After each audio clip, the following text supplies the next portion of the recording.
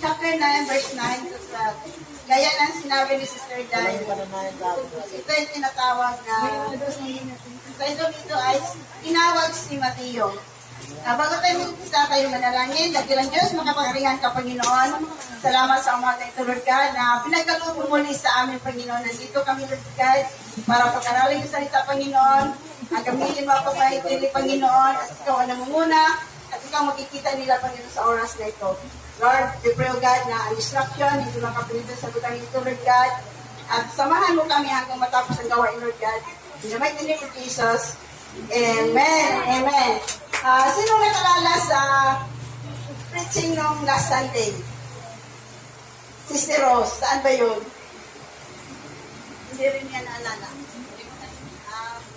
Parang Hebreo 4 verse 1 to 4 yata yun. Tapos ang sabi doon,